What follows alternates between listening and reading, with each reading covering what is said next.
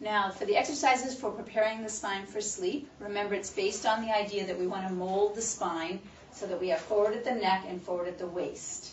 And remember that the way that most people spend the end of their day is with their computer or with a good book in bed. And so the spine goes into a C-shaped curve. And that, remember, is a way to program the brain to be in a defensive physiology. So at the end of the day, we want the brain to be programmed into a physiology of safety, and that's why we want to reinforce the curves in the spine. The discs between the vertebrae, when they are involved, which of course they are, they will harden up in whatever shape the spine is sedentary in. So if you're sedentary at the end of the day in a C shape, then the disc will harden up in that shape and reinforce that shape for the spine. So what we want is to reinforce forward at the neck and forward at the waist, because that's the physiology of safety. And then that programs the brain for that. So, having said that, the way we perform the exercises for preparing the spine for sleep are first starting sitting on a firm chair, and then we're going to twist as far as you can in one direction, and then as far as you can in the other direction. You don't have to be vigorous about it, but you want to be moving all the parts of your spine.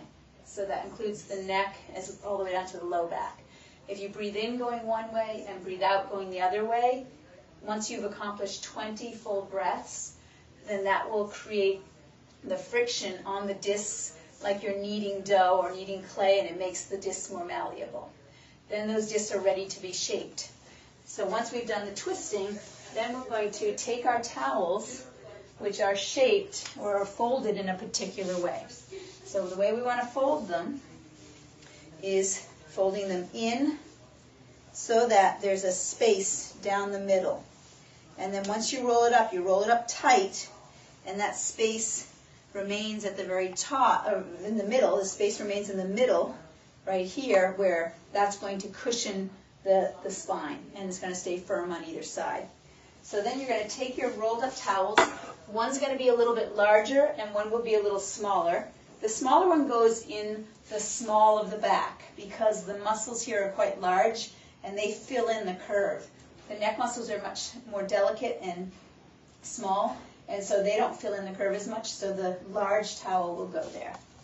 So you put them on the floor, and then you lie down on them, and just position them so that they are set up, so that you have forward at the neck and forward at the waist.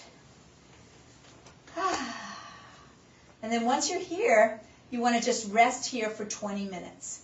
Many people can rest with their legs up. Some people also do fine with their legs down. If at any time you get uncomfortable, the first thing to change is bringing the legs back up. Some people like to put a pillow underneath the knees.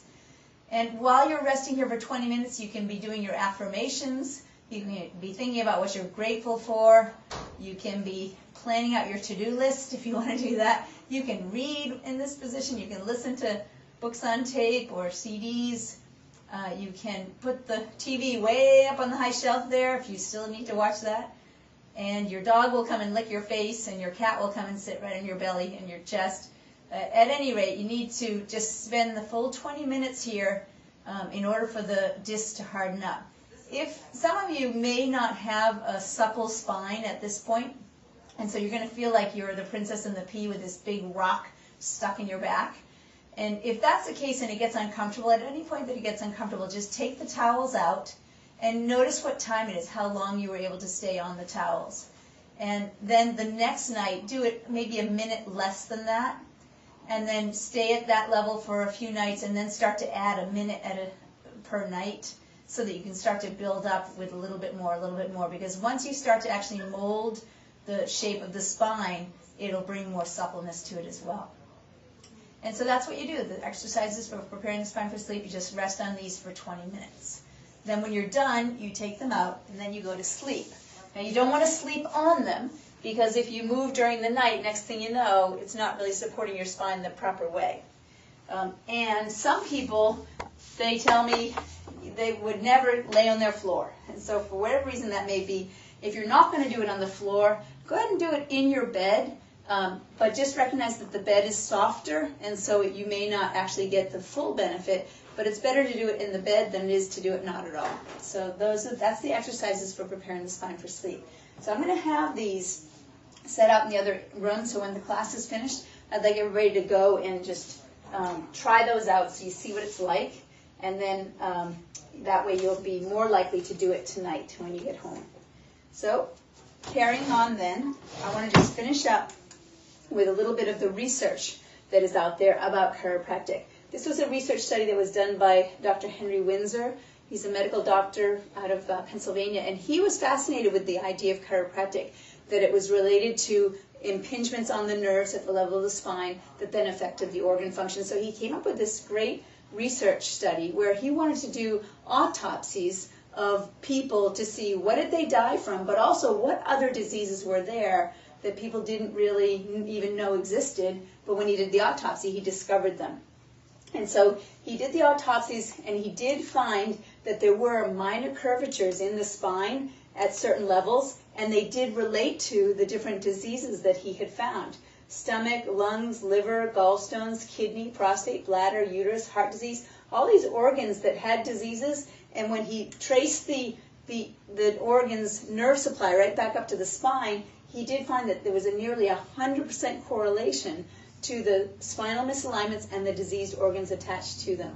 And he did this study with both cats and cadavers, human cadavers as well, and he found it to be true in both cases. So this is a great piece of research. It was actually done in 1921, and it's found in any medical library today, and it's a good source for us.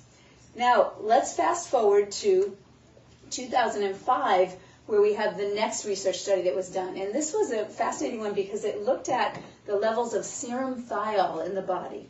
Serum thiol is a way to measure how well someone is repairing their DNA. And so why is it important to repair your DNA? What does your DNA do for you? Of course, your DNA is in charge of making the blueprint for every cell in your body. So every time you make a new cell, it's because the DNA is the blueprint, and then you copy that, and now you've made the new cell. So if the DNA is damaged by stress, whether it's chemical, environmental, or just emotional stress, any of those kinds of stresses that damages the DNA, if we don't repair it, the next copy that we make is not as good as the first one. That's called aging. And so if you're able to repair that DNA, then the next copy that you make is going to be a better copy. It's going to be just as good as the first, and then that's called anti-aging. And so what they found was that people that were under regular long-term chiropractic care, what does that mean long-term? At least 1 year. Those folks showed the highest serum thiol levels, and this study went on for 6 years following these people. And what they found is they had a control group with no chiropractic care, and then the chiropractic care group. And after 3 months of care, same. 6 months of care, same. 9 months, same. Once they hit the 1 year mark, the group that had chiropractic care had much higher serum thiol levels. Then when it hit the 1.5 year mark and then the 2 year mark, we saw that the serum thiol levels increased. And so we found that serum thiol, as it was elevated, it correlated with repairing the DNA. Who would have thought that chiropractic would help you repair your DNA? I mean, that's true anti-aging. That's not just putting some nice cream on your face. That's literally at the DNA level, genetically, repairing your DNA.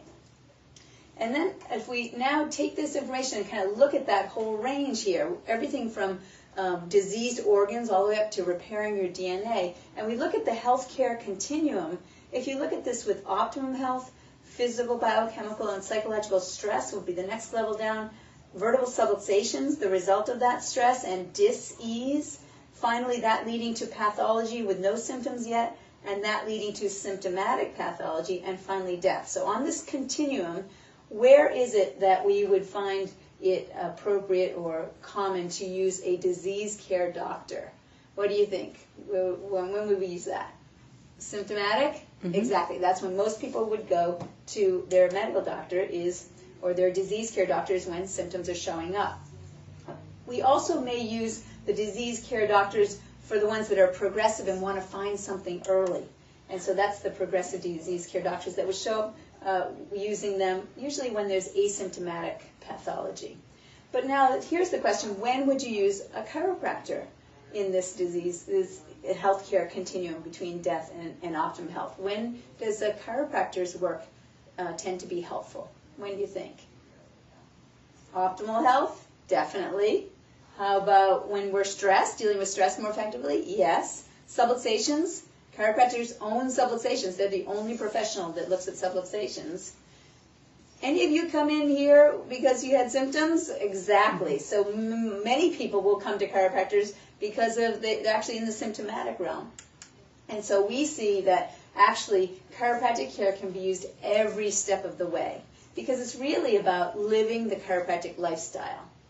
And so now that we see that, we want to see what about that lifestyle? What is the chiropractic lifestyle? Well, it certainly involves exercise. I mean, everybody knows exercise is an important thing to incorporate in order to stay healthy. Could you ever exercise and get so fit that you'd never have to exercise again? Exactly. It's a wrong question, isn't it? It's just something that we need to have as a regular part of our lifestyle. Same thing's true for nutrition. Same thing for dealing with stress effectively. Same thing for getting enough rest. You just have to get good sleep on a regular basis. Now, how about this one? Could you ever get your nervous system so clear that you'd never have to take care of it again? Exactly. It's the wrong question. And so if you really want to have optimum levels of health and function and the best life possible, you've got to be including all of these things, and you don't want to miss out on having that clear nervous system. So then finally, the last questions to ask are, who do you know that actually could use a checkup to see if they have chiropractic needs, to see if they have subluxations? And if you think of it, you've learned what the research tells us about when you get a subluxation, how fast does it affect the nerves, the muscles, the bones, the organs. So many people decide to come in and get checked anytime they're aware that they've created a subluxation, or anytime they're aware that they're under stresses that are ongoing. They want to get checked regularly. But then the next question is, when's the best time to get your very first chiropractic checkup? What age do you think that would be? What age do you think? As soon as you're born? Exactly, yeah. As soon as the chiropractor can have access to the nervous system. And I do attend births, actually, so that that baby can be adjusted within minutes of birth, and so that the mama can actually have a very efficient labor and giving birth to that child with fewer complications and fewer interferences. So certainly, if you know someone, especially those people that you were thinking of that were complainers, those are folks that their lives could be changed with chiropractic care. And so I invite you to think of those people and recommend that we have a conversation with them so that we can see whether we can help them too. So I thank you very much for your time and attention today, and I thank you for being members of our practice and for helping me with my mission to change the consciousness of my community from a disease care model to a wellness care model and to save thousands of lives in the process. And don't forget to do your exercises tonight. Have a good one.